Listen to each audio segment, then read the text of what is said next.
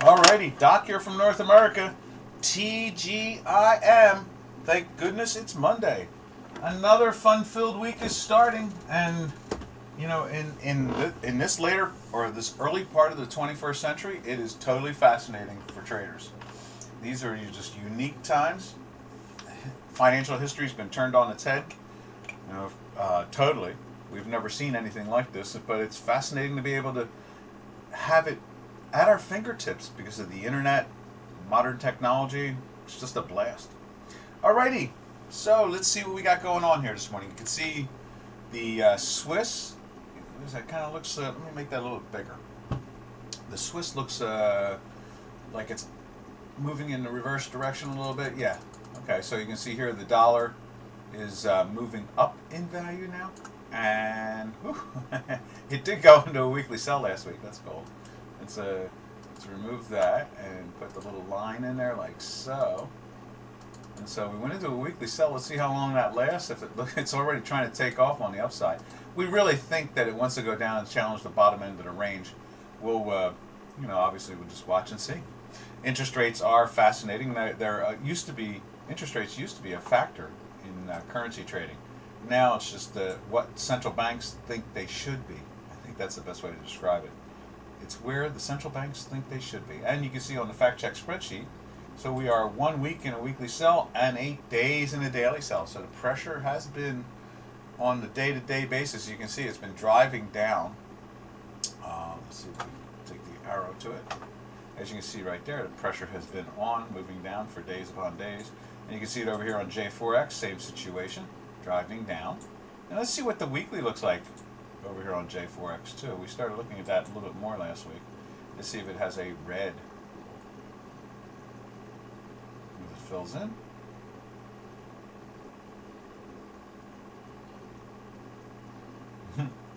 As it fills in. There it is. So it's been, now that's interesting. On a week-to-week basis, the Swiss has been aiming down for, this is going to be the third week. Curious indeed. Not bad. So I caught that nice. You know, we don't usually look at the weekly as much. You can see our work started to roll over, but it didn't confirm the weekly sell until right there.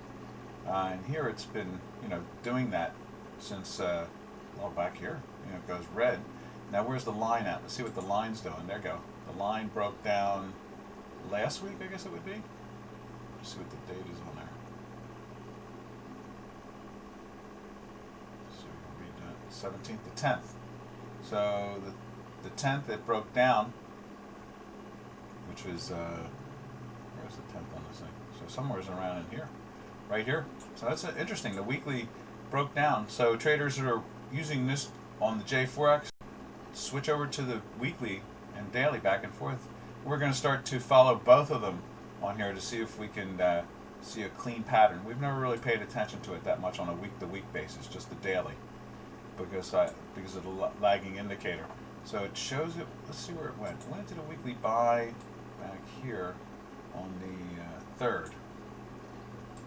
And let's see where is it at here. That's the 13th. Okay, so it joined in a week later, or 10 days later, and you can see the strength, and it threw you into a sell here. Whereas that's the only. I guess that's what the problem is that we. Probably why I never really focused in on it too much, because it does squiggle in and out. So in our case here, we're in a weekly buy, and it stays in that weekly buy all the way up until this point in here, and goes into it somewhere in this week, and now it's confirmed by the end of the week. Whereas here you see it vacillates back and forth. That's why we kind of focus in on more of the daily, because of the lagging characteristic like that. But that's all right, you know. Remember, traders, it's better than nothing, and it's way better than MACD or anything else. When you run the two stochastics, the fast and slow, against each other, and the hinky combined together shows you, you know, short-term action. Very good short-term action. Oh, let's go to the chat line and see if anybody's in the house this morning. Let's see. And there it is. No, not yet. Opening up Dukascopy. We have 3 people, I see. Oh, there it is. Middle Age is there. Hey, Middle Age. Smart. Very smart. Yeah, yeah. That's the answer to that. You know, we can take a quick jump over to the silver. Yeah. I know it's. I think it's down today. I remember sending out the charts, and I remember thinking, down. Not necessarily in a sell or anything, just down. Let's see where's that. Right there. Not really, is it? It's plus for today, or just on the edge, something like that. Not too bad. But it is threatening. And did we get to the 50? We got the 92. You know, we were looking for between 24 and a half and 25 when it was down in the 22s. So we got that action out of it. I myself would be a lot happier if we saw better performance out of the gold. Now, this week, look at that. Starting off the week, it's showing strength there. So maybe we will. Maybe the metals complex has some life into it. Maybe they're going to let it, glide into the positive direction for a while. The central bank has a natural tendency to knock it down, which is, again, that's why the cryptos have so much validity now. I wish people would say that more often. And I understand, was it JP Morgan Chase, Jamie Dimon came out and said, we've changed our policy on cryptos. We support them now. He did that Friday. So, and just as last time, let's see. I guess that's why let's take a look at Bitcoin real quick here, and that's probably why Bitcoin is up. See, Doc will drift around to what the story is. Let's see, what's right there? Yeah, right there. And there is the Bitcoin too. But you can't discount, or you cannot ignore the cryptos, and just focus in on metals. You have to look at all of it as one big ball of wax, and the pairs trades. Everything is controlled by the central banks, and that's where it's at. And let's give this a refresh and see what that looks like. Maybe the red dot is even gone now. Nope, still in there. And you can see here our math is still rolled over. It's still showing some weakness. The weekly is trying to turn. But overall, I think this is just a dead cat bounce. In other words, profit taking. Nothing more than that. And they'll find a way to go higher. Now, it's kind of impressive that we're actually seeing this, and at the same time, the gold complex show more life in it. It closed at a daily buy on Friday. And it's a little bit higher today. And I imagine we'll get a little bit more in depth with it later on. But yes, good move, Middle Age. Take the money and run. That's what it is. Take the profits. You keep on taking profits, life is good. All right. Now let's jump over to the euro and see how that is looking. Right there this morning, and there it is on J4X. Now we're going to throw it up on the Chicago Quant. Find the right mouse. There it is right there. Okay, so it's backing off again. We're flirting with a daily sell today. It couldn't get into a weekly buy. You can see that right there. It just fought it. And you can see over on J4X, it's been in a weekly buy for a while here now. It's been pressuring down, trying to get into the weekly buy on the upside, but it's been in a weekly sell. We've been in there for a while, and it's just been pressing down. You can see a couple weeks back, it played with that there, but we stayed in the sell. It's just been in there. Now let's drift over to the daily. The daily up there. See how they're matching up today. Where's the daily? There it is right there. Now you see it'll be matching up to the Chicago Quant. See that? Right there. After being in strength for a while there, it's rolling. It's rolling over here. See the pressure coming on today. Just like Chicago Quant. Alright. So that's the euro, and that's the action we're seeing there with the I don't know if it's even action. How do you describe when planned central banking across the planet now all follows the same rules? I guess I don't know what to call that. Socialism? I don't know. Good question. Anybody have an idea? Throw it out there. I'm curious to see what what anybody thinks about it. Then let's see. We jump over to the cable. See how the cable's doing. I think it closed in a daily buy. No. Is cable in a daily seller? I think it is. Was it that way on Friday? I didn't think it was. Yeah, it was. Okay, so it did go into daily sell. Oh, it went into the weekly buy. That's what it was. It went into the weekly buy. It's a 1 there. That's what it was. So we can remove that cute little circle and put the little line in there, like so. There we are. So it climbed into the weekly buy, and it's flirting, you know, when it was in a daily sell, so it's just sideways to nowheres. Let's see what they did with the J4X on that.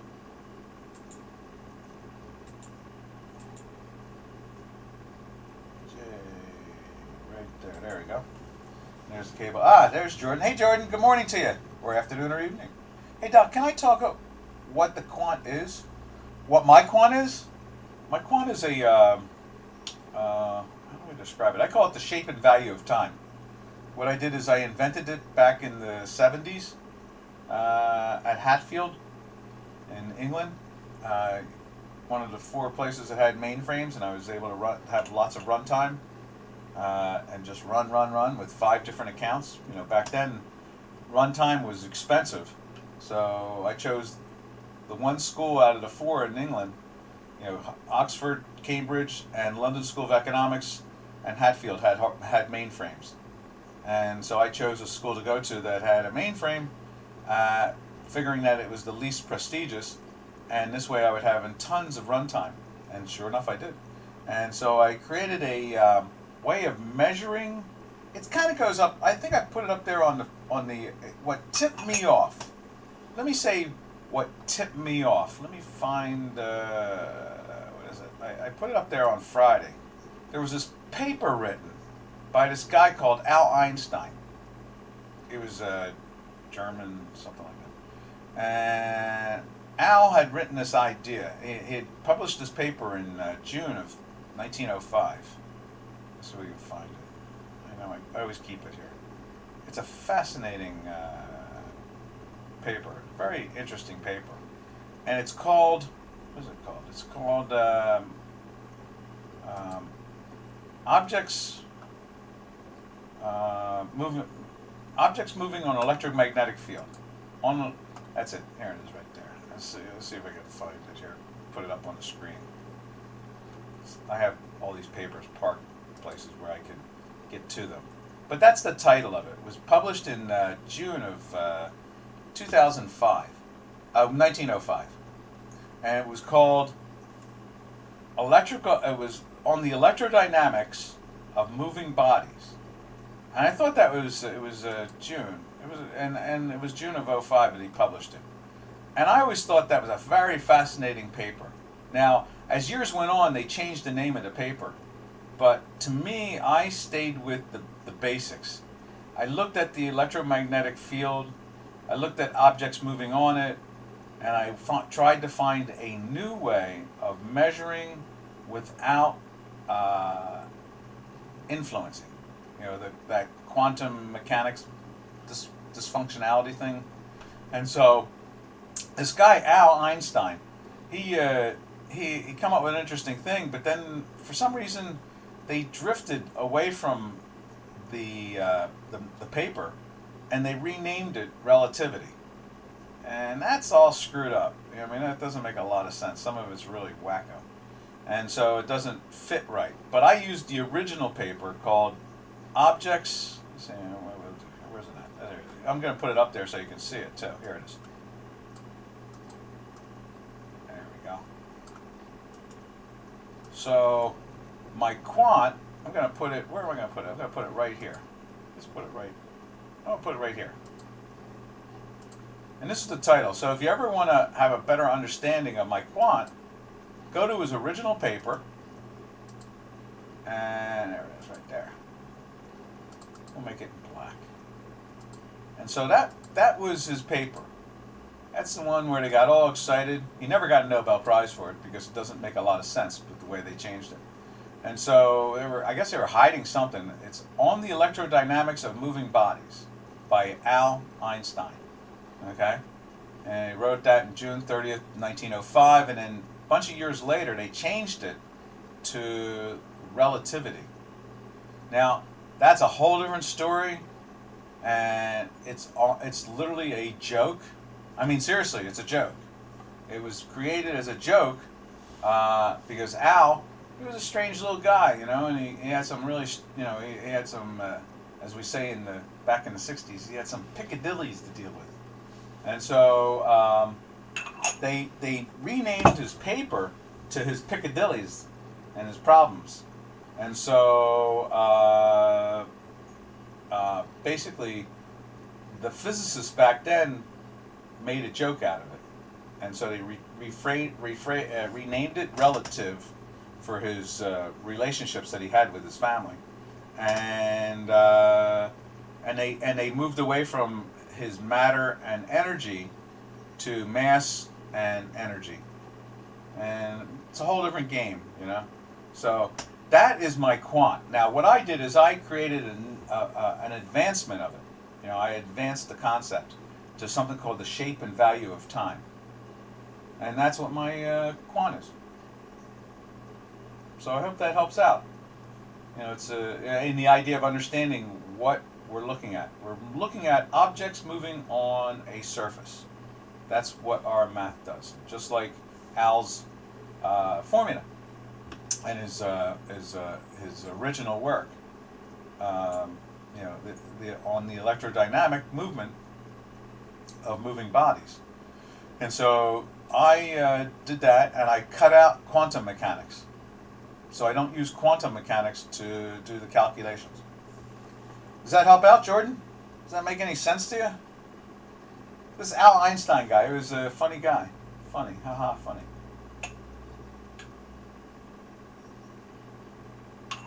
He vacationed here right down the road from me for about 20 some odd years, I guess. So from 1933 to 1955 until he passed. So 22 years he vacationed here. He didn't do any work, he just kind of hung out, partied. He was a funny guy. So I hope that helps out. What we're doing is we're looking at objects moving on a surface. And we're doing it in a way that I developed. Ta-da! All right, let's. Where do we go from here? And if you have any more questions, just fire them out. I'm always willing to answer them there. Let's see. So we're looking at the cable now. There's the cable. You can see it went into the weekly. Let's take a look at it on the J4X. Let's take a look at it on the Dukascopy one. So you can see there the same pressure as we're seeing on ours. And then what I do is I use stochastics to smooth my formula out. That's why my formula is hours ahead of everything, because it's reading the object moving on a surface ahead of you know, like stochastics or MACD or something like that, hours ahead. So my work is always ahead of the curve, not at the curve or behind the curve. Now, where am I going here? Oh yes, I want to take a look at it on a weekly basis. Let's look at it on a weekly basis here. And so here is the cable using our public format. And what we're doing is we're looking at slow stochastics and a fast stochastics being challenging each other. So the dashed line here is a slow stochastic. The white line is a fast stochastic. And then these are hinkies that kind of match up to our dots that you see here. Again, they're behind the curve because the hinkies are my dots and my lines are using my formula and then being smoothed by a stochastic. Okay? Or I have another formula that does that's why we have the Bollinger Bands on there. Because when I was young and I used to work along with John Bollinger, he used to interview me once, I guess like twice a month they would interview me on TV. And this is before he invented the Bollinger Bands, and we talk about standard deviations, and after a while he created the Bollinger Bands. You might have to do some research on it. Understanding it a bit better. Well, you have to go back to the original German and the paper. The original paper, June 30th of 1905, when Al worked for the Patent Office. He wrote the paper, and they do a real good job of hiding it, I can tell you that. And that's really where you want to think about anything moving, you want to think of it more on an electric universe type of attitude. You know, the electrodynamics. Back then, Al was into Maxwell and Faraday, and and Tesla. He was into that stuff. He was into the good math, the good science, and then they hijacked it. He was looking at matter and so forth. He wasn't looking at mass. So it's a whole different game there. Matter of fact, that E equals MC squared thing, he had it written differently. He had it where matter, I think it was matter divided into the C square equaling E. I think that's how he had it set up. And then they changed the formula on them too. So they do a good job hiding it. Let's put it that way. So I did my thing back in the 70s to try to resolve the problem with the Higgs boson. That's why I needed all the runtime. And then everybody else usually does that. They use quantum mechanics, and they use the relative paper that they reinvented in like 1912 or 1910 or something like that. Sound? What's that? Can you hear me or you can't hear me? Robin, can you hear me now? Can you hear me now? What's that? Can you hear me or you can't hear me? Oh yeah, I hear me. I hear me. So that is what it is. Alright, where we go from here? We go now over to the Turkish Lira, which I can't wait to see, because that thing's been moving all over the place. That's been kind of fun. I like to refer to it as the dessert. Robin R. Oh, there's Robin. Is it down, Robin? Everything went down. Now I'm hearing me here. I can hear me here. I can see me here. So on a separate computer, I see it. Now I can hear me talking though. Yeah, let me check. I'm going to go up on my tablet and see what they say on Skype.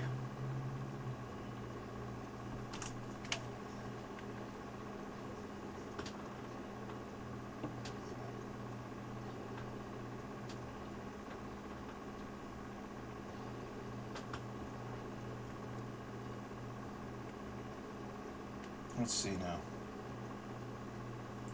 And Jordan, can you hear me? Are you hearing everything I'm saying?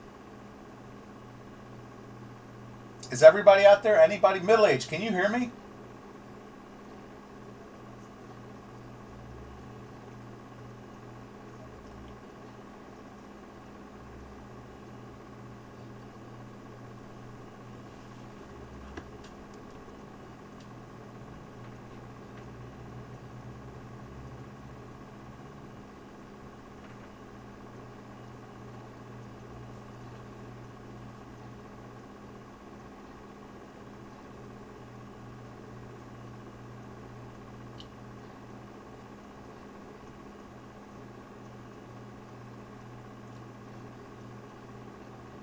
Let's see. Okay, now I am going onto my Skype to see how things are going there. Make sure that everything is going on fine. Anyhow, so that's loud and clear. I hear you. Okay, good. All right, good. Thank you very much. Just making sure there. Robin's getting bad weather in Chicago at the same time, so I know that they're having some issues out there. Excellent. Thank you, guys. All right, so where am I at now? I know I got something else going on here. Oh yeah, so we're looking at Turkish Lira. Let's see what Turkish Lira is up to. And there it is. There, it's made another new high today. You can see that. So we got up to 9.85 in the dollar Turkish Lira. We're in a daily buy for a few days here. You can see that, and you can see we've been in the weekly buy for a while now. Now let's go over to J4X and just look at the similarities. There's the weekly cable. So now let's go check out there it is right there, dollar. So you can see, whoop, something's wrong there. There it is. So let's see how well it matches up. It's a good thing there. Loud and clear. As they would say, middle age, 5 by 5. Exactly. And you can see right here, it's been moving up just like the Chicago Quant has. You see it there. You know, it's doing that same thing. And then let's check it out on a daily basis right here. Same situation, moving up steadily and consistently. And even showed that little weakness we had right there with the daily sell, and then we went right back into the buy the next day. So we're seeing a really good similarity here on the dollar Turkish Lira. Right there it is. Let me save that too at the same time there. And let me see. Let me just make sure my Skype is all fine. There we go. So I can see my Skype, so no one is saying anything to the contrary. This is good. Yeah, excelente. And then let's take a look at the Turkish Lira against the Euro.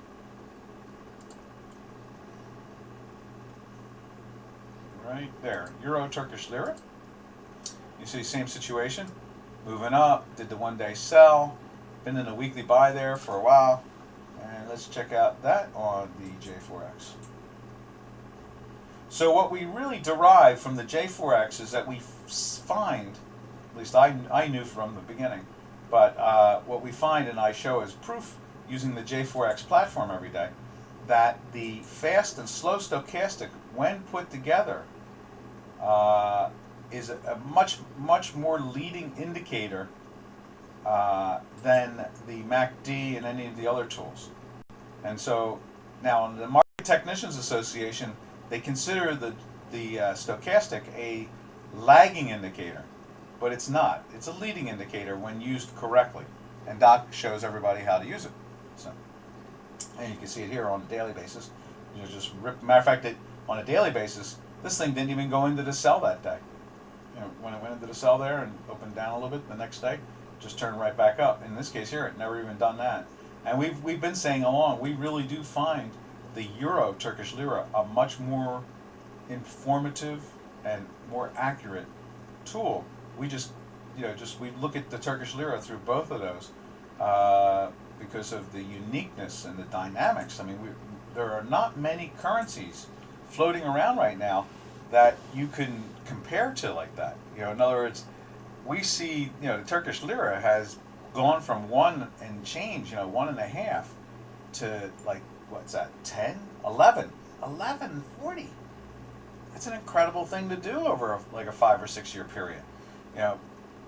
Prime Minister / President Aragon has set a direction of the currency into this devaluation, and to watch the devaluation go on day in and day out for years now, is nobody's currency does anything like that.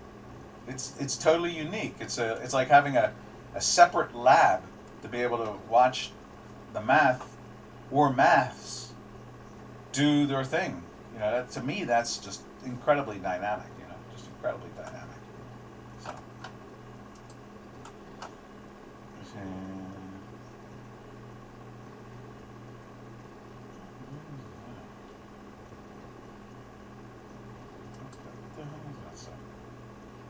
Oh, I see which one there it is. There we go. I had some junk there. All right, so that is the action we're seeing over in the Turkish Lira. And so the next place we usually run over to is, let's see, from there we go to the Canadian. We take a look at the Canadian.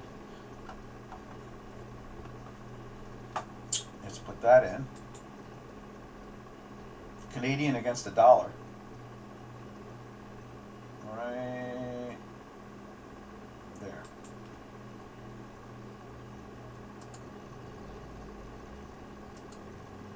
And we'll check that out. And there it goes, loading in there. That's cool. And what else can we say?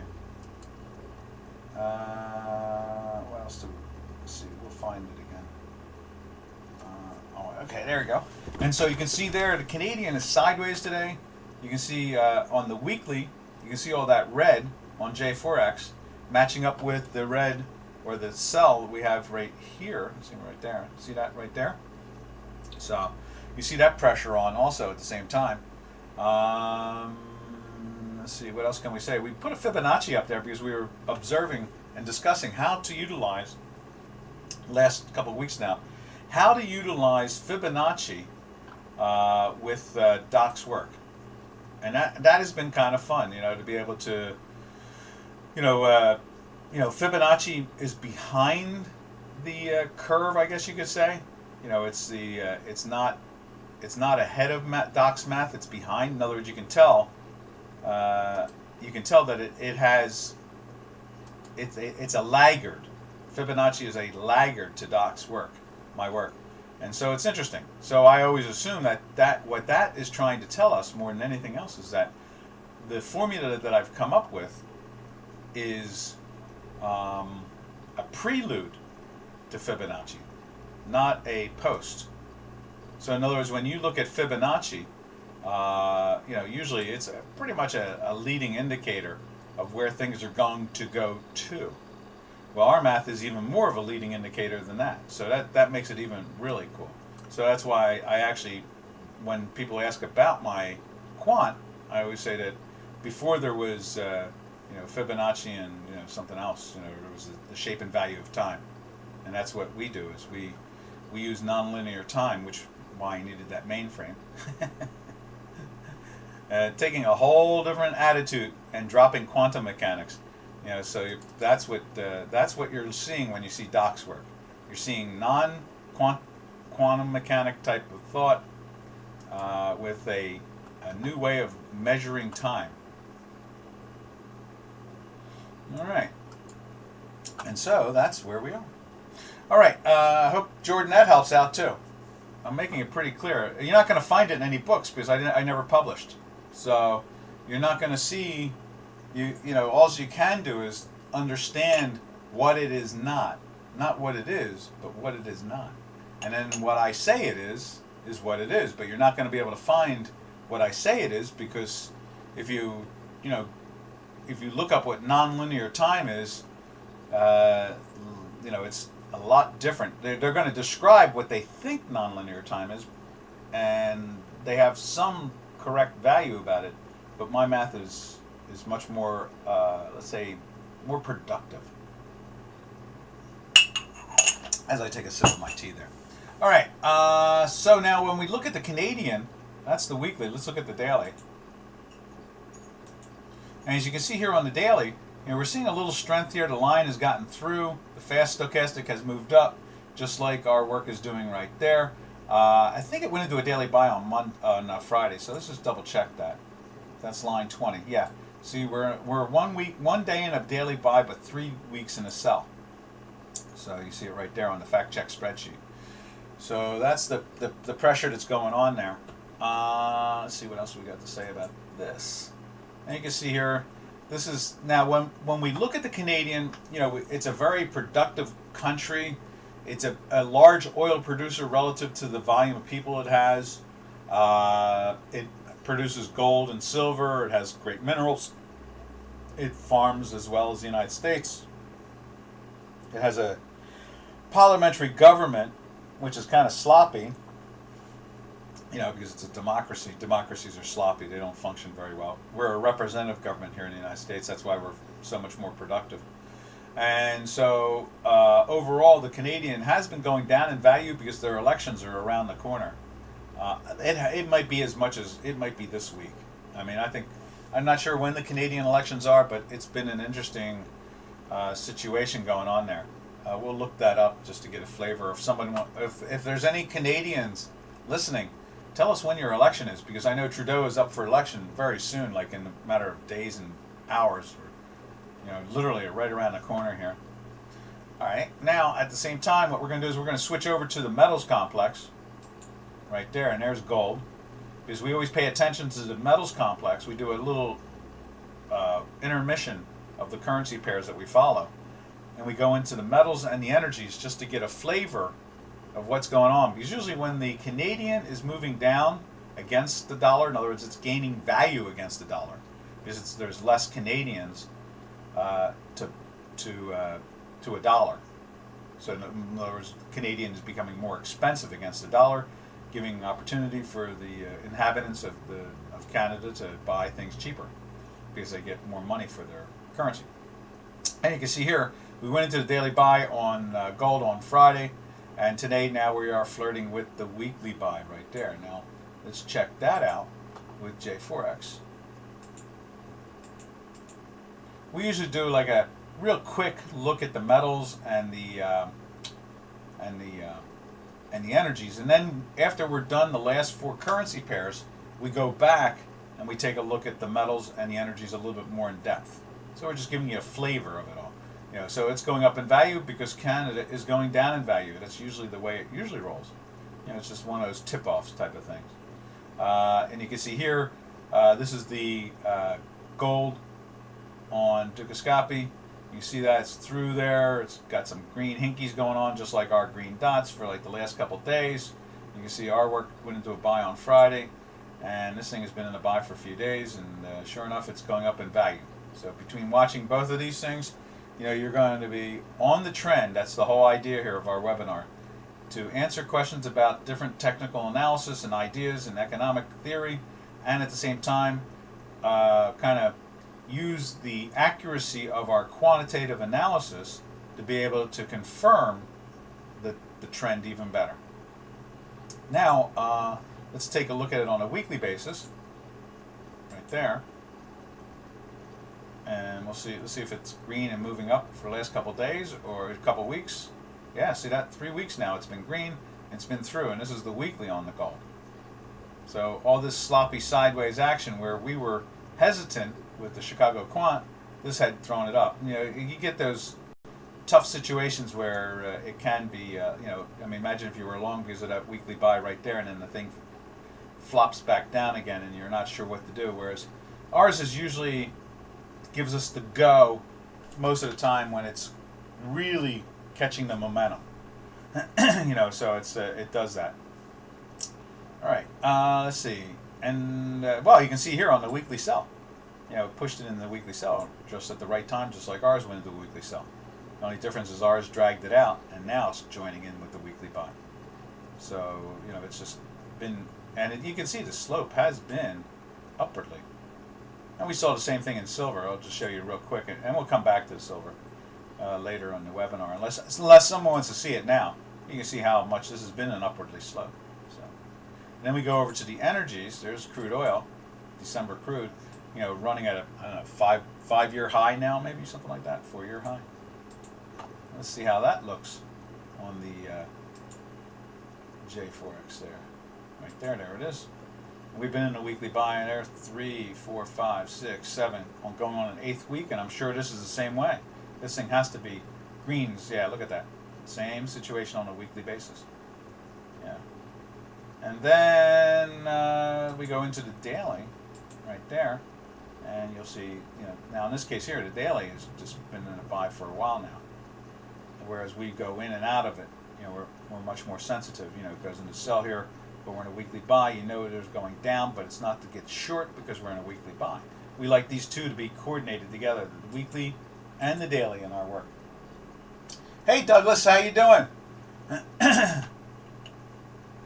And can you hear me okay? We were hearing from Robin in Chicago. They're having issues with their internet, and he could see me, but he could not hear me.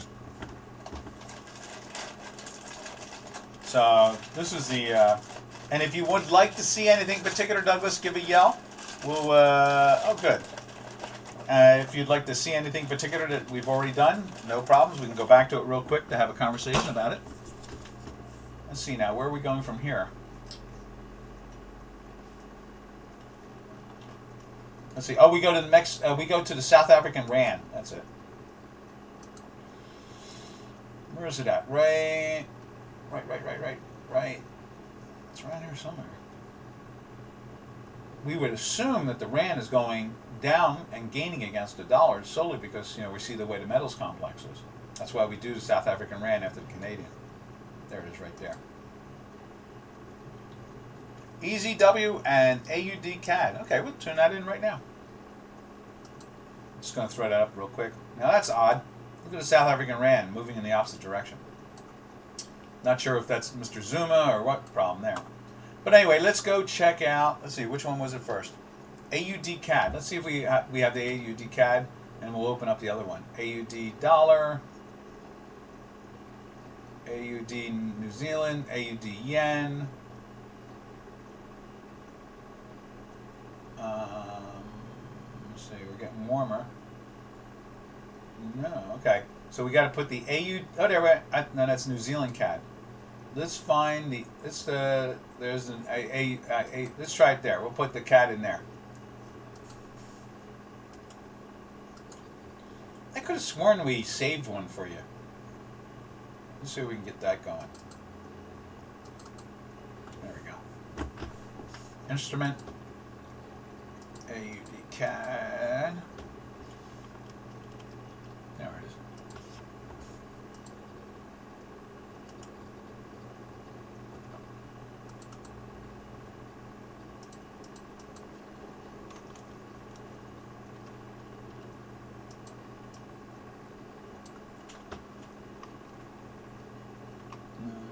Equals we want.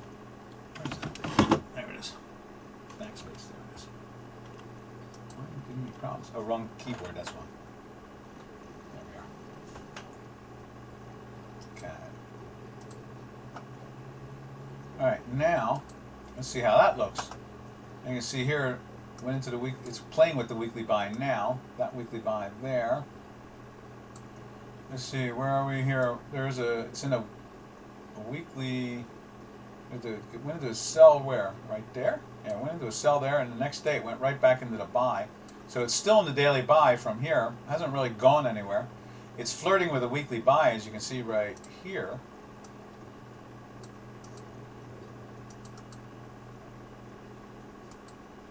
Let's see what else is going on with this product. Went into a weekly sell.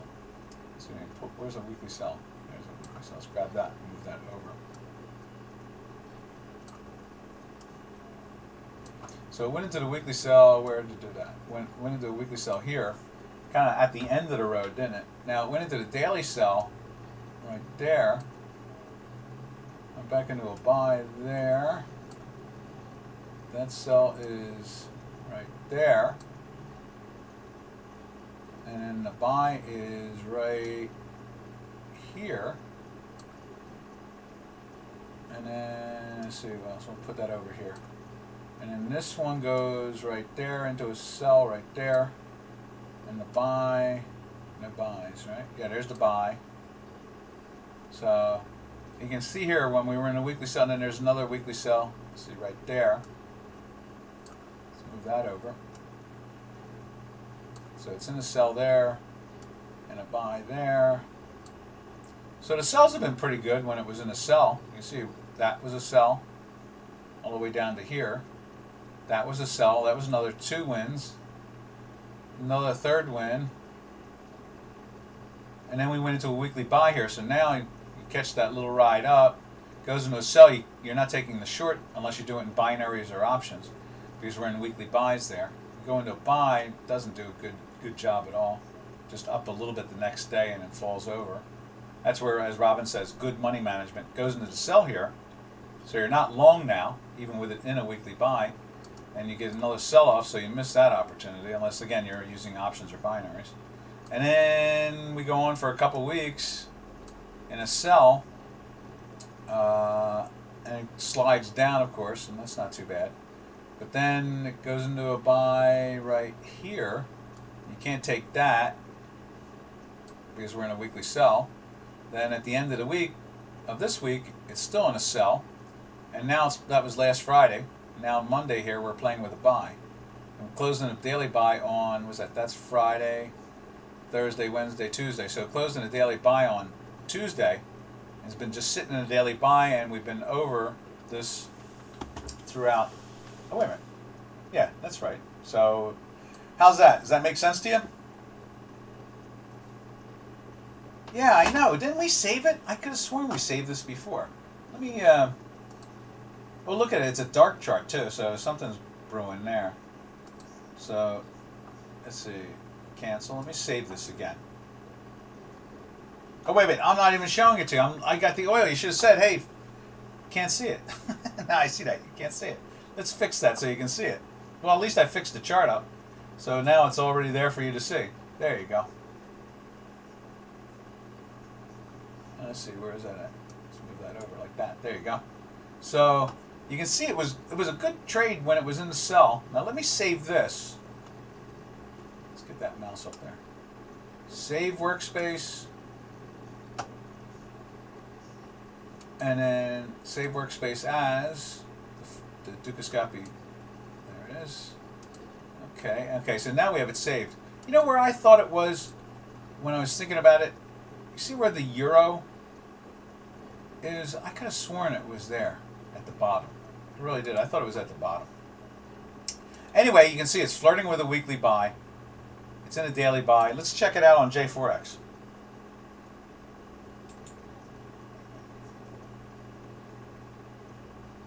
And you can see the chart there. And I can scroll back a little bit so you can look at the, what do you call it, the video of this. So you can see here, I guess I cleaned it up from here. So I cleaned it up here when it was in the weekly sell. You can see the nice wins it had there, and I think there was another one in there somewhere. Oh, right here. That one was a nice sell too. We should put a line in there. You know, I can grab a line, go back further because they're not accurate. There it is. That's not there, but one over. There's the sell. And there's a buy. And then there's a sell. You can take a look. And that's a historical action to this at this point. Right there. Yeah. There's the sell there. So it was a really good trade on the sell side. No doubt about it. And you couldn't take the longs because we were in a sell. So you can see there. What's that? That goes back to May. So you get a flavor of it. You can see it now, though, right? Yeah, you can see it now. Now let's look at it over on J4X, just to try to understand it better. And that is Aussie Canadian right there. And Douglas, you do see it now, right? And there's the daily. You know, same situation in that buy, like here. And it's been in a buy all the way back in here. And then finally, when it really gets going, my work kicks in, where the strength is. And then let's take a look at it on a weekly basis. The week.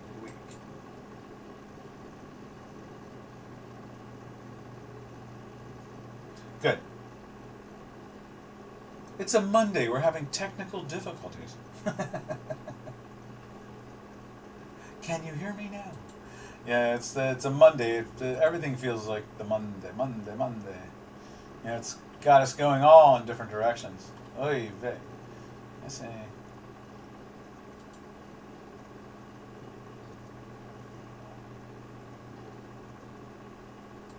Indeed, indeed. Alrighty.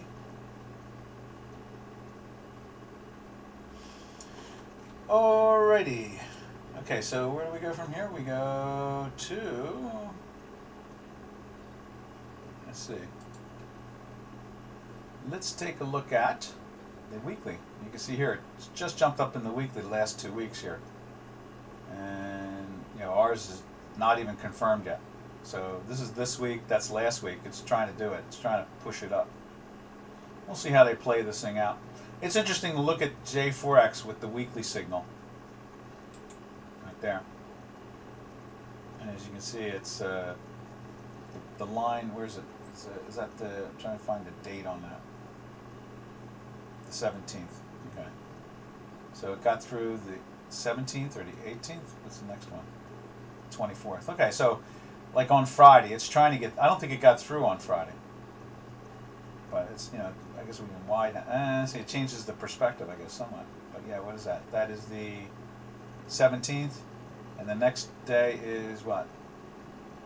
The 24th for the weekly at that point? Yeah, so that's the 17th, And the next one is it's all 17. See how it says that? Then goes 10, and then there's some dashed lines. A little odd in the perspective of the lines and the dates, but overall, okay. All right. From there, let's see. Let's get that Brazilian thing up there. That Brazilian thing is kind of fascinating in its own right. So let's try opening that up now. It should be trading active and live. Let's see. That is right there.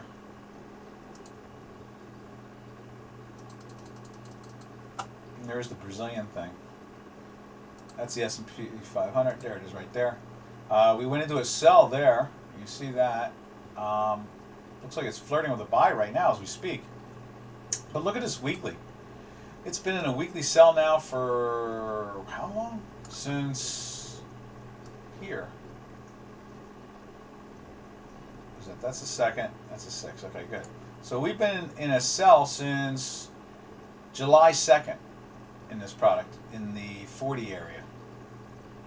Right there, 41, 42. What's the high there? 40, 76. That week it was as much as 41 and change. So we've been in a weekly sell now all the way out to right now. Still in a weekly sell, as you can see right there. But the daily's popping up, so we're going to probably see some strength like we saw here for a couple days.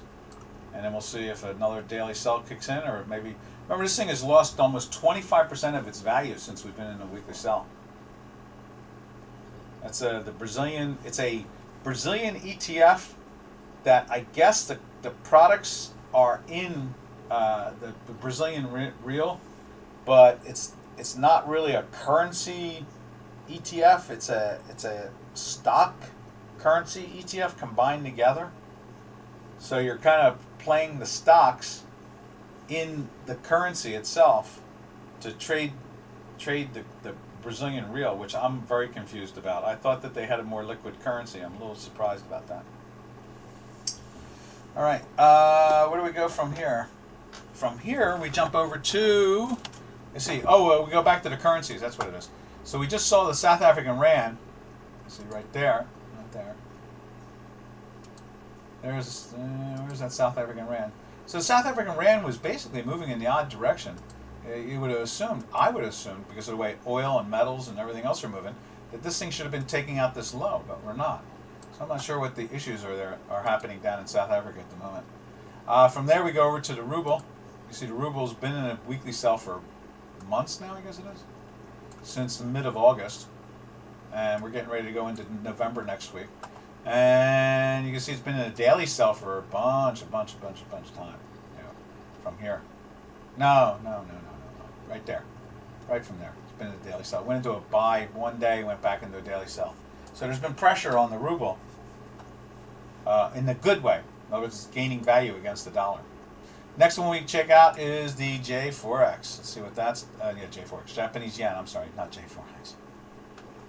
Let's see. We're kind of running out of time here, I see. That's why I'm kind of moving along a little bit faster now out of nowhere. Doing that at the same time. There we are. Yeah, so you can see here, and let's do that over on J4X too. Let's put up the dollar yen. Right there.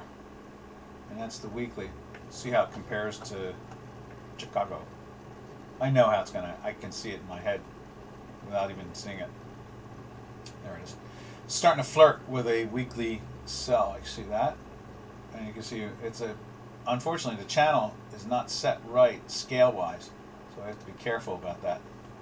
And you have to be careful when you're trying to use the J4X, and that you have to make sure you figure out the right scale. And then you can see here, we're way up higher. And you can see here at a daily, went into a daily sell a couple days ago right there. You saw a little pressure that's going on, but we're in a weekly buy. So all it's doing is telling you basically is to not, just take your profits. That's what it's really screaming at you. Take profits. Take profits. We don't have a line in there. Let's put a line in there. Right there. This thing likes to trend. I like that, the way it trends. It likes to trend. It's a good trender. All right, and And then where do we go from here? Last one is the Mexican peso. Let's check out the Mexican peso. Dollar peso right there. And we'll go check that out over on Dukascopy there. There it is. You see here, it seems to be holding up as much. You know, it doesn't seem like it's going. It seems like it's changing the range a little bit in here, and you can see the strength trying to kick in, and we're still in a weekly buy right there. So something's brewing. That's why we have these ovals. We've been watching them the way they've occurred and then failed. In this case here, you can see the slope is developing. This is a lower low here. This is a higher low here. And this is a higher low here. So we seem to be on some type of upward projection at the moment. Let's see. I think we're running out of time here. Anybody have any questions real quick? If not, we're going to jump out of here. And we will catch you all Tuesday. And I got to figure out what to call this too, right? I didn't even come up with a title, so I got to come up with a title too at the same time. And if there's no other questions, we will get out of Dodge here. So this is Doc from North America saying, everybody have a nice, safe, and healthy trading day. Happy trails to you until we meet again. Happy trails to you, to all our trading friends. All right, traders, this is Doc saying arrivederci.